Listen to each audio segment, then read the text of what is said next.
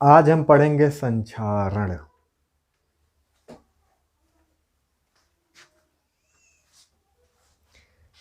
संक्षारण कहाँ होता है? प्लास्टिक में तो होता नहीं है, इस बोर्ड का संक्षारण तो होगा नहीं। धातुओं के लिए पढ़ेंगे ना। अच्छा, कोई भी चीज नष्ट हो रही है धीरे धीरे, संक्षारण एक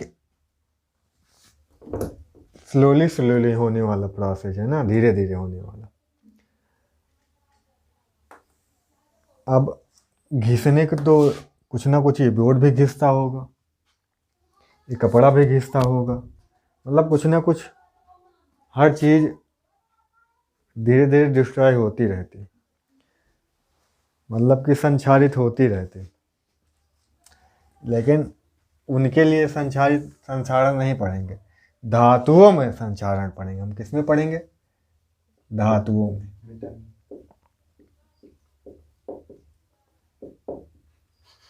धातुओं में संक्षारण तो कोरोजन इन मेटल होगा। अच्छा,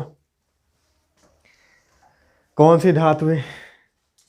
जो धातुएं क्रियाशील होती उन धातुओं में, जैसे कि Fe, आयरन है, लेड है, सिल्वर है, कॉपर है, ये सारी धातुएं आदि। तो पहले डिफिनीशन जानते हैं, इसकी डिफिनीशन क्या है?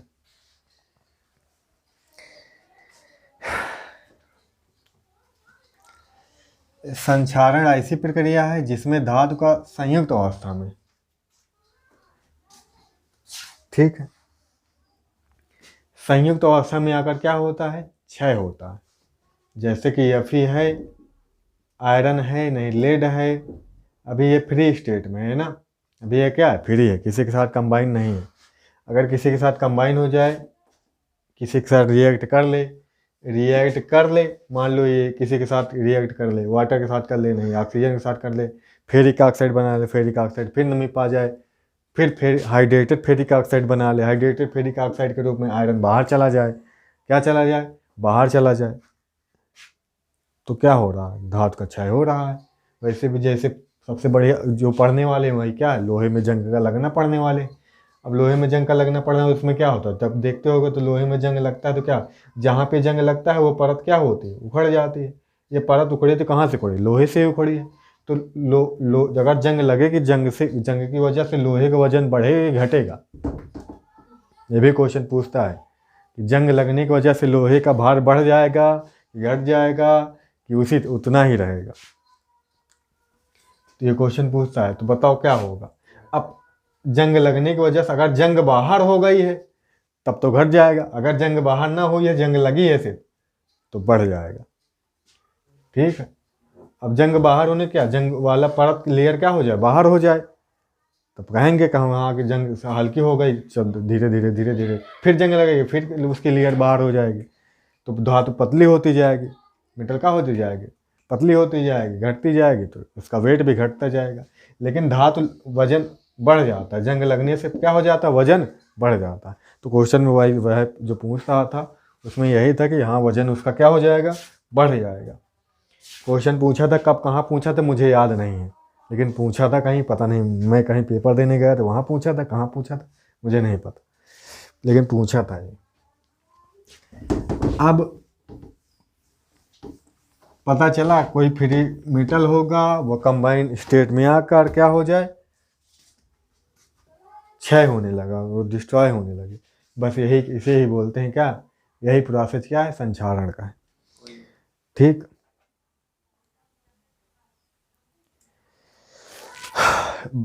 धातु संयुक्त अवस्था में आकर क्या होने लगती है? संक्षारित होने लगती है। यह प्रक्रिया क्या कहलाती है? संक्षारण कहलाती है। यह डेफिनेशन है। अब इसे फैक्टर क्या होते हैं? संक्षारण को प्रभावित करने वाले कारक। इसकी हम क्रियाविधि भी देखेंगे, पहले ये सब निपट लेते हैं, फिर क्रियाविधि लास्ट में देखते हैं। अच्छा, संक्षारण को प्रभावित करने वाले कारक, धातु की क्रियाशीलता। पहला क्या आ जाता है? फैक्टर पढ़ने वाले। हम क्या पढ़ रहे हैं? फैक्टर पढ़ रहे हैं। पहला होता है एक्टिविटी ऑफ मेटल, धातु की क्रियाशीलता। अब कितनी एक्टिव धातु है उस पर डिपेंड करेगा ना। अधिक क्रियाशील धातु जैसे आयरन है, कॉपर है, अधिक संक्षारित होते हैं। कम क्रियाशील धातु जैसे Au है, Pd है, गोल्ड है और पैलेडियम है, ये सब क्या होते हैं? कम संक्षारित होते हैं। बात समझ में आई? और कुछ तो सोना कहाँ संक्षारित होता है? सोना वगैरह बहुत संक्षारित होते ही नहीं जल्दी से, है ना। ठीक, कम क्रियाशील तो रिएक्ट ही नहीं करते किसी के साथ। रिएक्ट नहीं करेगा तो कंबाइन स्टेट में आएगा ही नहीं, है ना। कंबाइन में आएगा नहीं तो कहाँ से निकल के जाएगा? सही बात है ना। फ्री स्टेट में रहेगा तो फ्री स्टेट में है तो है। बात समझ में आई? हम नष्ट कब होंगे? जब हम किसी से जुड़ेंगे। ठीक है, अगर हम फ्री हैं तो बिंदास है, कोई दिक्कत नहीं। ठीक,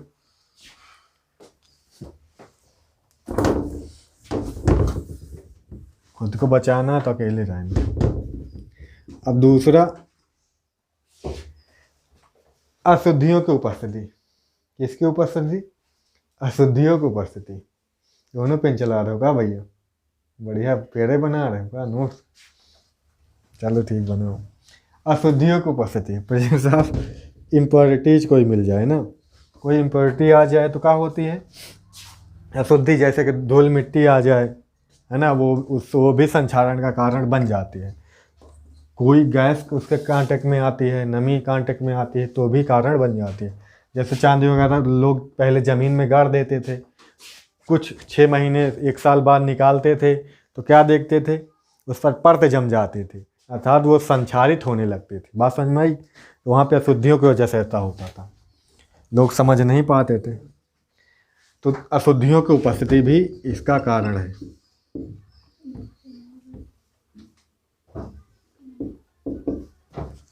अशुद्धियों की उपस्थिति, सूत्र मैंने लिखा है, अशुद्धियों की उपस्थिति भी इसका एक कारण है।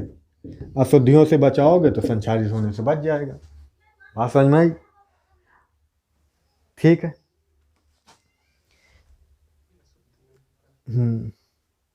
तो अशुद्धियाँ संक्षारण को क्या कर देती हैं? स्पीड बढ़ा देती हैं। संक्षारण की स्पीड क्या होती है? तीव्र कर देती हैं।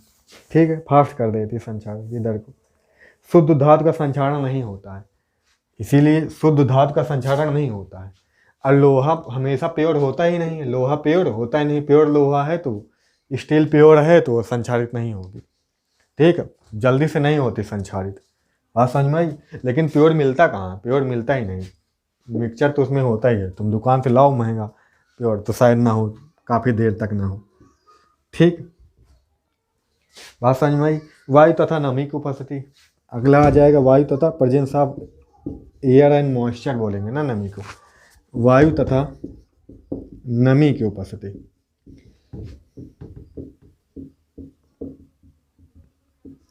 Presence of air and moisture. अब वायु है, वायु मतलब क्या? ऑक्सीजन होगी। नमी बोले तो क्या? अब अगर नम वायु है, मॉइस्चर मतलब क्या? उसमें ऑक्सीजन भी है, उसमें H2O भी है, ऑक्सीजन भी H2O भी है। अब वायु है तो वायु में कार्बन डाइऑक्साइड भी हो सकती है। तुमको पता है कोई विद्युत अपघट्ट होता है तभी ये जंग वगैरह, जैसे लोहे पे जंग लगना होता है किसी इलेक्ट्रोलाइट के प्रेजेंस में ही होता है। इलेक्ट्रोलाइट यहाँ पे कौन होता है? H+ इलेक्ट्रोलाइट का। H+ कहाँ से आता है प्यारे? तो जैसे H2O है और कार्बन डाइऑक्साइड है, नमी मिल गई, नमी में ये होगा, वायु में ये होगा, तो ये दोनों क्या बना लेंगे? ये दोनों क्या बना लेंगे? हाइड्रोजन कार्बोनेट बना लेते हैं। तो ये H+ और कार्बोनेट आयन, ठीक, ऐसे टूट जाता है। जो H+ होता है ये इलेक्ट्रोलाइट का काम करता है। इलेक्ट्रोलाइट के होने की वजह से रस्ट लग जाते हैं फिर लोहे में, है ना, जंग लग जाती है। तो इसकी इलेक्ट्रोलाइट विद्युत अपघट्ट की उपस्थिति में भी ऐसा होता है। ठीक, तो वायु। अब अगला यही है, विद्युत अपघट्ट की उपस्थिति। विद्युत अपघट्ट कहाँ से आया? अब देखो लोहे में जंग लगना तो इन्हीं से आ जाता है विद्युत अपघट्ट। ठीक, वायु और नमी की वजह से। अगला है विद्युत अपघट्ट की उपस्थिति। विद्युत अपघट्ट की उपस्थिति 5 नंबर पर होगा असमान धातु की सतह। असमान धातु की सतह, असमान धातु की सतह, हाँ ये भी याद रख, जैसे इलेक्ट्रोलाइट प्रेजेंस होता तभी होता है संचारण। अच्छा, ऐसे नहीं होता बिना इलेक्ट्रोलाइट के। असमान धातु की सतह का मतलब क्या है? या किसी धातु की मुड़ी हुई हो, कटी हुई हो, खुदरी हुई हो, या फिर जल रुका हुआ हो उस पर, तो संचारण की क्या करता है? सहायता करता है। जैसे कि कोई प्लेन था पूरा पूरा, तो संचारित होने में थोड़ा मुश्किल है। मान लो प्लेन नहीं, यहाँ पे गड्ढा हो गया, ऐसे है, तो यहाँ पे संचारण होना थोड़ा आसान हो गया, है ना। देखते होगे लोहा है, लोहा जहाँ से लोहा के सरिया और राड वगैरह देखे होगे तुम, ऐसे जंग नहीं लगेगी उस पर। जहाँ से काट दिया जाएगा, जहाँ से काटा जाएगा वहाँ पे जंग लगने लगती है। जहाँ से कट लग गया वहाँ से जंग लगने लगती है, वहाँ पे ज़्यादा लगने लगती है। तो असमान सतह मतलब कि सतह का प्लेन ना होना ही है ना। सतह प्लेन ना होने पर भी क्या होते हैं? जंग लगती है, ज़्यादा तेजी से संचारित होती है। मतलब कि असमान होना संचारण में सहायता करता है। ठीक है, तो हमें इस चीज़ से बचाना है ना। अब देखेंगे संचारण से बचाव क्या है। संचारण से बचाव क्या है?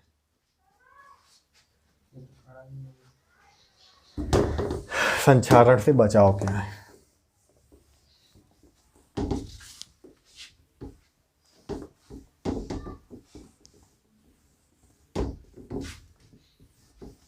मैं चाहता तो केवल मैकेनिज्म बता देता, क्रियाविधि बता दे, लेकिन 10 मिनट में फिर क्या मतलब है? पूरा बता देते हैं, आधा घंटे की वीडियो बना लेते हैं। तो मैंने सोचा कि हाँ बता देते हैं पूरा। नहीं तो ये सब आप वैसे पढ़ सकते, कोई कठिन वाली चीज़ थोड़ी ना है ये सब। तो हम क्या पढ़ने वाले हैं? बचाव, प्रिवेंशन का हो सकते हैं इसके ना। अब बचाव में तो दुनिया जानती है, तेल लगा लो, ग्रीस लगा लो, है ना। तो इनको क्या बताना है? तेल लगाने से क्या हुआ? तेल ग्रीस लगाने से होता क्या है? कहेंगे चिकनाई बढ़ गई, ऐसा नहीं है। तेल जैसे कि ये आयरन ही था, ये क्या था? आयरन था। ये आयरन था, यहाँ पे आपने क्या कर दिया? तेल या ग्रीस लगा दिया। तो ओबी सी बात, जो नमी आएगी, जो वायु आएगा, तेल के संपर्क में आएगा तो आयरन के संपर्क में आएगा। बताओ किसके संपर्क में आएगा? पेंट कर दोगे तो भी वही बात है, ग्रीस लगाओगे तो भी वही बात है, पेंट करोगे तो वही बात है। ठीक है, तो जो भी चीज़ आएगी, नमी या मॉइस्चर जो भी आएगा, क्योंकि जंग, जैसे कि लोहे पर जंग लगना किसकी वजह से? पानी और ऑक्सीजन की उपस्थिति, पानी, ऑक्सीजन और कार्बन डाइऑक्साइड, इनकी उपस्थिति में। अब ये संपर्क में किसके आएंगे? पेंट, ऊपर पेंट मिलेगा तो पेंट के संपर्क में आएंगे, ऊपर ग्रीस मिलेगा तो ग्रीस संपर्क में आएंगे। तो इनका आयरन से कोई कांटेक्ट होगा ही नहीं, है ना। आयरन से कोई कांटेक्ट होगा ही नहीं तो जंग नहीं लगेगी। तो तेल ग्रीस लगाने से यही पैदा हो जाता है। इसलिए तेल ग्रीस लगा के हम पेंट वगैरह करके हम जंग से लोहे को बचा सकते हैं। ठीक है, हमारे सिलेबस में जो है यही है, रस्ट ऑफ आयरन, लोहे में जंग का लगना ही एग्जाम्पल। अच्छा, चांदी कापर के एग्जाम्पल नहीं है। ठीक है, पढ़ना मतलब इसी को है। तो अवरोध द्वारा सुरक्षा, अवरोध में यही कर सकते हैं। अच्छा, अवरोध द्वारा सुरक्षा मतलब कि अवरोध का ही तो काम, बैरियर का ही तो काम करता है। ठीक, अगला है त्याग द्वारा सुरक्षा। त्याग किस चीज़ का? इस विधि में क्या करते हैं? अधिक क्रियाशील धातु जो ज़्यादा एक्टिव होगी ना मेटल, उसको उसके द्वारा क्या करते हैं? सुरक्षा करते हैं। तो जैसे आयरन है, आयरन पर जिंक की लेयर चढ़ा दो। किसकी लेयर? जिंक की लेयर चढ़ा दो। किसकी लेयर? जिंक की लेयर चढ़ा दो। ये क्या गैल्वेनाइजेशन कहलाता है ना, ये प्रोसेस क्या कहलाता है? गैल्वेनाइजेशन, गैल्वनीकरण, या सदलेपन भी बोल देते हैं। ठीक है, गैल्वेनाइज्ड आयरन बोलेंगे। जिस पर जिंक की लेयर चढ़ी होगी उसको क्या बोलेंगे? कि क्या है वो? गैल्वेनाइज्ड आयरन बोलेंगे। ठीक, ठीक है, जिससे आयरन की चमक भी बनी रहेगी, अंदर बरकरार रहेगी ऊपर। क्लियर है? तो इसमें होता क्या है? इसमें अधिक क्रियाशील धातु, जैसे जिंक आगे की परत चढ़ा दी जाती है। लोहे की तुलना में अधिक क्रियाशील धातु कौन सी होती है? जिंक ही होती है। और फिर जिंक का ऑक्सीकरण हो जाता है, लोहे का ऑक्सीकरण नहीं हो पाता है, तथा यह संचारण से क्या होता है? सेफ रह जाता है। यानी कि जिंक खुद का बलिदान देगी ना, यहाँ पे जिंक नष्ट होगी। ठीक है, तो जिंक की लेयर चढ़ी रहेगी तो ऊपर से वही भाई ने समझाया, जैसे यहाँ पे जिंक चढ़ी है तो जो भी आएगा जिंक पर अटैक करेगा तो लोहा अंदर सेफ रहेगा, आयरन हमारा।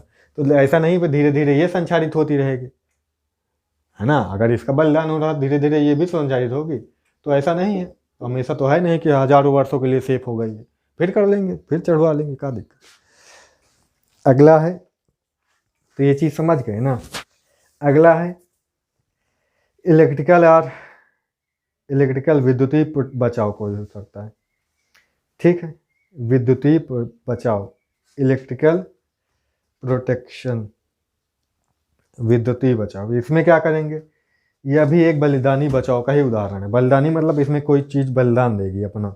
इसे होता का इस विद्युत का उपयोग जमीन के भीतर लोहे में पाइप अथवा टैंक का संचालन रोकने के लिए, जैसे लोहे के पाइप बिछाए जाते हैं ना जमीन में, तो ये भी संचालित हो सकते हैं, इनमें भी कोरोजन हो सकता है ना। तो इनको बचाव कैसे करेंगे, तो इसमें करते क्या है, लोहे की खुली हुई सतह को किसी अधिक क्रियाशील धातु जैसे मैग्नीशियम, एल्युमिनियम, जिंक आदि द्वारा तार द्वारा जोड़ देते हैं। अधिक क्रियाशील धातु एनोड का कार्य करती है तथा यह आयरन की तुलना में स्वयं शीघ्र ऑक्सीकृत हो जाती है।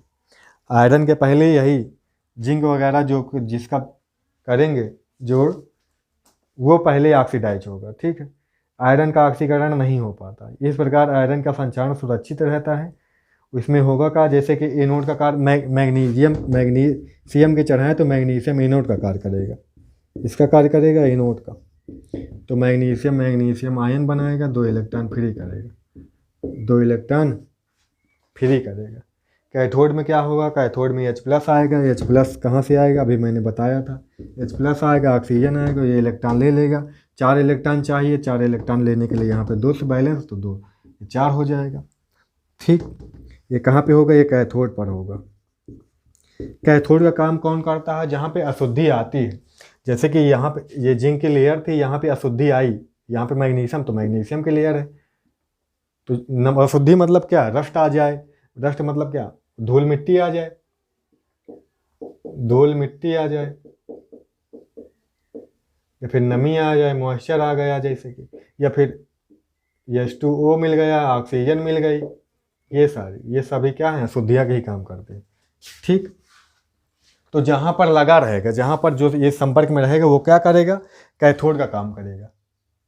बात समझ में आई। तो वहाँ पर ये काम होगा। ले लेगा तो ये क्या बना लेगा, H2O बना लेगा। कितनी H2O, 2 H2O। इसको पूरा ऐड करोगे तो क्या बन जाएगा, H2O बनेगा। ऐड करने वाला आप काम कर लेना। तो H2O करने के बाद H2O क्या करेगा, H2O फिर H2O क्या करेगा, H2O ऑक्सीजन ले लेगा और ये भी इलेक्ट्रॉन ले लेता है, ठीक। क्योंकि इलेक्ट्रॉन निकलते रहेंगे, ये ऑक्सीडाइज होता रहेगा, इलेक्ट्रॉन निकलते रहेंगे, इलेक्ट्रॉन फ्लो करते रहते हैं। अच्छा, इसमें इलेक्ट्रॉनिक प्रवाह होता है, फिर इलेक्ट्रॉन का प्रवाह होता है। हालांकि हम तो ऐसे बताने लगे, इलेक्ट्रिकल वाले में बता रहे हैं ना ये चीज़। मैग्नीशियम भी बताएंगे तो वहाँ पे फिर बताएंगे ये चीज़, तो वहाँ पे रिवाइज हो जाएगी, लेकिन वहाँ पे आयरन के लिए बताएंगे। अच्छा, ठीक। तो अभी ये तो प्रोटेक्शन वाली काम है, ये तो किसके लिए है, ये तो प्रोटेक्शन वाले के लिए। यहाँ पे मैग्नीशियम हो रहा है, आयरन का नहीं हो रहा है ना। यहाँ पे मैग्नीशियम का संचारण हो रहा है एक तरह से, क्योंकि हमने मैग्नीशियम के लेयर लगा दिए, ठीक। बात समझ में आई। ये भी 4 इलेक्ट्रॉन ले लेगा और हाइड्रोक्साइड आयन बना लेगा। ऐड करना हो तो कर लो, नहीं ज़रूरत नहीं है। बस समझ लो कि यहाँ पे मैग्नीशियम का वो हो जाएगा। अच्छा, यहाँ पे जो नमी आई, जो वाटर आया, जो एयर आई, ऑक्सीजन आई, वो सारा यूज हो जाएगी ना इसी तरह। तो किसके संचारण में यूज हो जाएगी, मैग्नीशियम के। हमारा आयरन का हो जाएगा, सेफ हो जाएगा। बात समझ में आई। अगर मान लो मैग्नीशियम ना चढ़ाए होते तो यही काम किसके साथ होता, आयरन के साथ होता, ठीक। मैग्नीशियम लगा के हम अपने आयरन को बचा लिए। क्लियर। ये सारे थे जंगरोधी विलयन का प्रयोग करके। जंगरोधी, जो जंग का क्या करता है, विरोध करता हो। जैसे कि बेसिक क्रोमेट हो या फिर क्षारीय फास्फेट समूह हो, ये सभी क्या होते, जंगरोधी होते। उनके एंटी होते, रस्ट के क्या होते, एंटी होते। इनके यूज से भी हम इनसे बचा सकते हैं, ठीक। इतने सारे बचाव थे, इतने सारे क्या थे, बचाव थे। चलो ये सब हो गया, ठीक।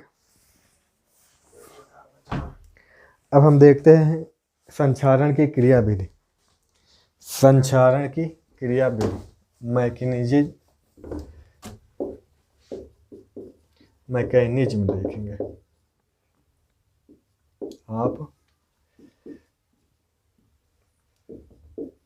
कोरोजन। संक्षारण की क्रिया विधि,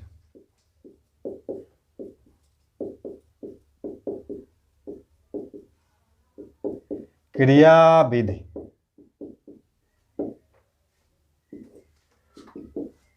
ठीक, एक एक नंबर के बन सकते हैं क्वेश्चन। अच्छा, जैसे कि मैंने पहले बता रहे हो कि R2 बनता है, यहाँ से ये भी, यहाँ पे स्पेशली लोहे के लिए पढ़ेंगे। अच्छा, लोहे पर जंग का लगना, क्या पढ़ेंगे? लोहे पर जंग का लगना, पर जंग का लगना। ये पूछता है जो जंग होती है, जंग का सूत्र क्या होता है? क्या पूछता है? जंग का अणसूत्र क्या होता है, मॉलिक्यूलर फार्मूला पूछता है। तो फेरिक हाइड्रेटेड फेरी ऑक्साइड को ही बोलते हैं हम क्या? हाइड्रेटेड मतलब जिसमें पानी हो, फेरिक ऑक्साइड है जिसमें पानी हो, वही क्या है? ये होता है जंग का फार्मूला। अच्छा, क्लियर है? यहाँ पे पानी के कितने भी अणु हो सकते हैं। अच्छा, एक्स लगा है, एक्स क्या है? नंबर ऑफ मॉलिक्यूल है, कौन से मॉलिक्यूल? H2O के। अच्छा, H2O के अणुओं की संख्या है। तो जैसे कि मान लो ये क्या है? ये हमारा आयरन है। ये क्या है? आयरन है। क्या है प्यारे? ये आयरन। थोड़ा और मोटा कर ले। ये हमारा आयरन है।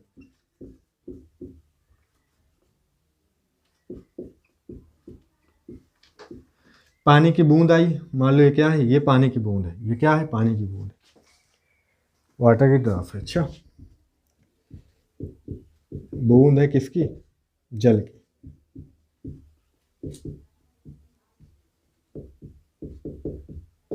अब जल की बूंद समझा रहे हैं, मान के चलो कि जल की बूंद का मतलब क्या हुआ? अशुद्धि है। ये क्या है? अशुद्धि है। मान लो मिट्टी आ गई, मिट्टी में भी पानी होगा, मिट्टी में नमी है तो वो भी, वहां पे भी पानी मिल गया। अच्छा, इससे भी हो जाएगा। अब मान लो मॉइस्चर आ रहा है, मॉइस्चर आ रहा है मतलब उसमें भी पानी है, उसमें भी कहीं ना कहीं पानी है। तो ये चीज़ याद रखना, सिर्फ ऑक्सीजन के संपर्क में आने से या फिर सिर्फ पानी के संपर्क में आने से नहीं होता है लोहे पे जंग। सिर्फ इसके या फिर इससे नहीं होता है, इन दोनों से होता है। बात समझ में आई? इन दोनों से होता है। अगर मान लो कोई कंटेनर ले लो, उसमें सिर्फ ऑक्सीजन भर दो, कोई कील डाल दो, पैक कर दो, तो इसमें जंग नहीं लगने वाली। सिर्फ पानी ले लो, प्योर पानी हो, ठीक, ऑक्सीजन ना हो उसमें, पानी को उबालने के बाद उसमें कील भर दो, उसे बंद कर दो, उसमें भी नहीं लगने वाली। अच्छा, अगर तुम जैसे जनरली वाटर ले लो, इसमें पानी हो, ऑक्सीजन हो, O2 भी है, पानी भी है, ठीक, तो इसमें जंग लग जाएगी। बात समझ में आई? तो पता चलता है कि न सिर्फ पानी से, न सिर्फ ऑक्सीजन से, इन दोनों से जंग लगता है। ठीक, सिर्फ एक से नहीं, तो दोनों का रोल होता है उसमें। अच्छा, तो क्या आई? अशुद्धि आई। जहाँ पे अशुद्धि आएगी आयरन में, वही उसका वही काम करेगा काहे का? कैथोड का। वो काम करेगा काहे का? कैथोड का काम करेगा। अब यही क्या काम करेगा? कैथोड का काम करेगा। बात समझ में आई? ये क्या काहे काम करेगा? कैथोड का काम करेगा, कैथोड का। जो शुद्ध आयरन होगा, जहाँ पे अशुद्धि नहीं है, यहाँ पे अशुद्धि नहीं, ये क्या काम करेगा? एनोड का। एनोड ये क्या है? शुद्ध आयरन।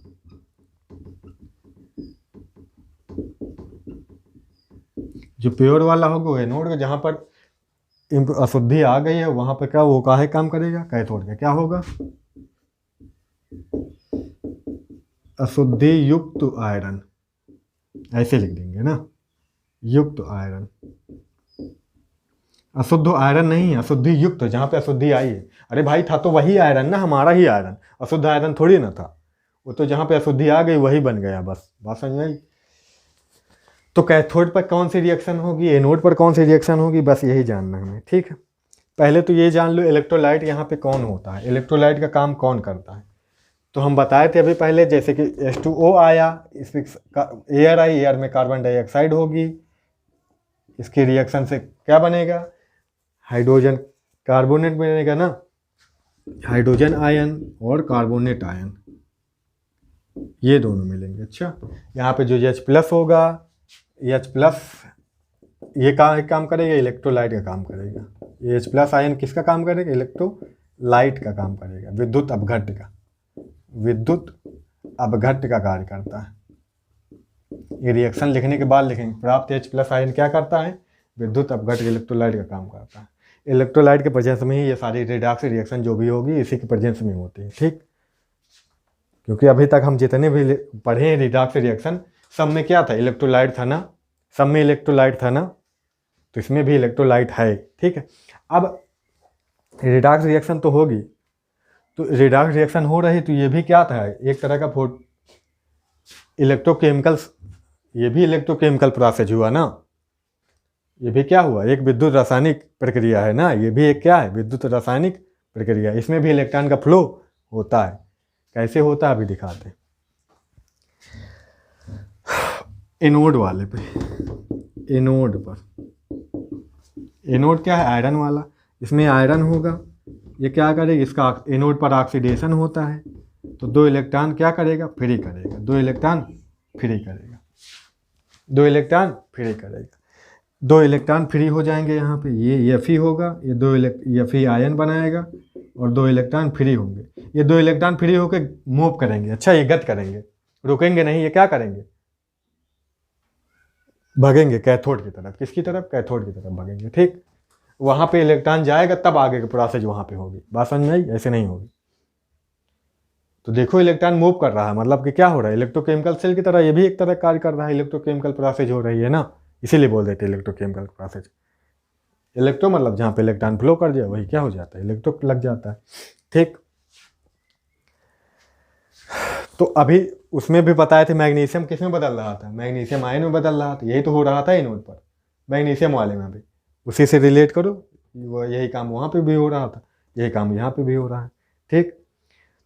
और ये काम का किसकी उपस्थिति में होता है? H प्लस की उपस्थिति में होता है। अच्छा, ऐसे नहीं होगा, ऐसे नहीं कि अशुद्धि नहीं यही मान लो ऐसे हो जाएगा, ऐसे नहीं होगा। H प्लस है तभी ये काम होगा। अच्छा, यदि हमारे पास कोई लोहा है ऐसे उसमें अशुद्धि नहीं आई तो ऐसे नहीं हो जाएगा। कह दो सर ये अशुद्धि तो यहाँ इसके कांटेक्ट में आई नहीं, तो ये कैसे बदल गया? तो जब H प्लस प्रेजेंस होगा तभी ऐसा होगा। अच्छा, ये भी याद रखना, विद्युत अपघट्य की उपस्थिति में भी ऐसा होता है। अच्छा, ठीक।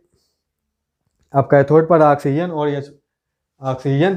और H प्लस आयन काम करेंगे। कैथोड पर कौन? H प्लस मिला। H प्लस कहाँ से आया? जो H प्लस था। अच्छा, ऑक्सीजन एयर से आई। बिना ऑक्सीजन तो होने वाला है नहीं कुछ, बिना वाटर भी होने वाला कुछ नहीं था। जब तक वाटर न मिलता तब तक H प्लस न मिलता है ना। इसलिए बिना वाटर, सिर्फ वाटर मिल गया तो मान लो H प्लस मिल जाएगा, ऑक्सीजन न मिला तो भी नहीं हो पाएगा। मान लो ऑक्सीजन रहा, H प्लस न मिला, H प्लस कहाँ से मिलेगा? वाटर से, तो भी काम नहीं हो पाएगा।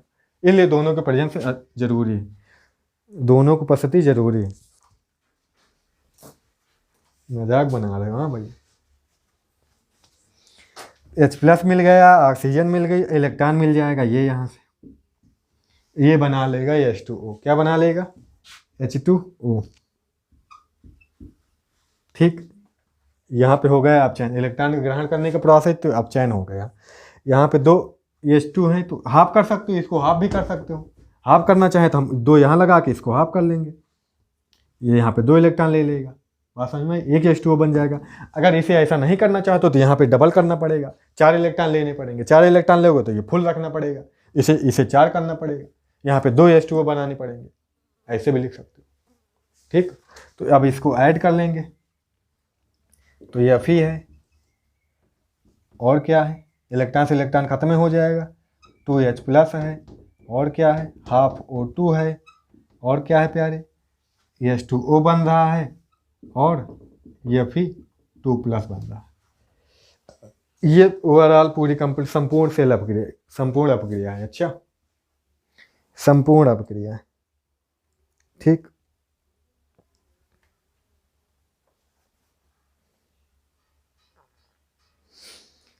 ठीक। अब जो एनोड द्वारा Fe2 आयन उत्पन्न हुआ है, ये वाला जो मिला है Fe2 प्लस, ये एयर की उपस्थिति में किस में बदल जाता है? किस में बदल जाता है, Fe3 में बदल जाता है। किस में, Fe3 में, मतलब 2 से 3 में चला जाता है, 2 से 3 में चला जाता है। आगे और भी प्रोसेस होती है, इतने में रुकने वाली नहीं है। ये तो हो गया है, ये क्रियाविधि हो गई इसकी। अच्छा, आगे और भी चीज़ें होती हैं, उन्हें भी देख लेते हैं। अच्छा,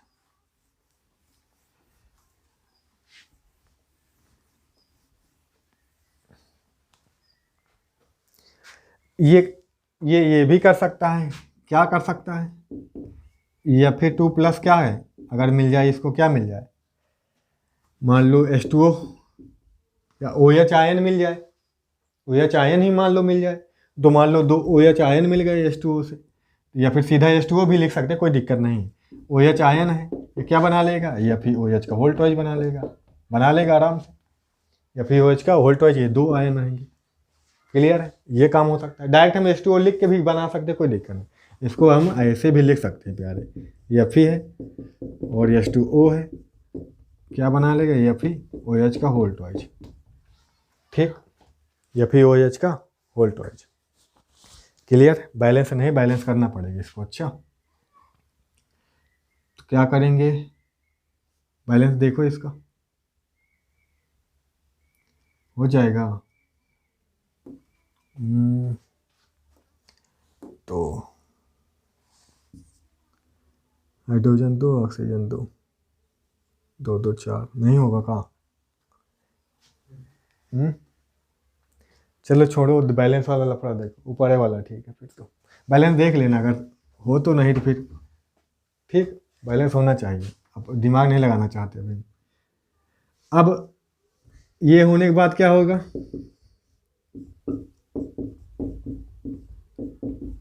ऑक्सीजन मिल गई, ऑक्सीजन मिल गई,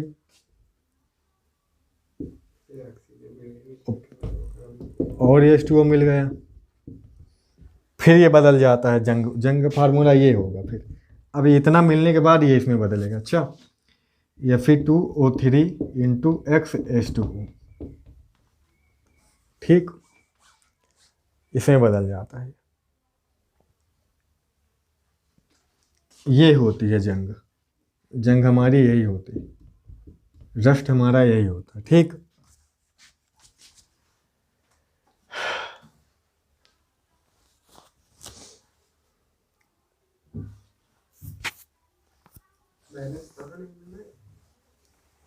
बैलेंस करो इसको। ठीक है, अब यहाँ पे X क्या है, कितने भी हो सकते हैं ना, H2O कितना भी हो सकता है। ठीक, H2O की संख्या है। ओवरऑल ये था इसका कॉन्सेप्ट पूरा। ठीक है, इसी तरह लोहे पर जंग लगता जाता है, ये प्रोसेस आगे बढ़ती रहती है, धीरे धीरे पूरे लोहे पर जंग लग जाता है। तो ये हमारा टॉपिक हमारा आज ख़त्म हो गया। अच्छा, तो संक्षारण हमारा आज ख़त्म हो गया।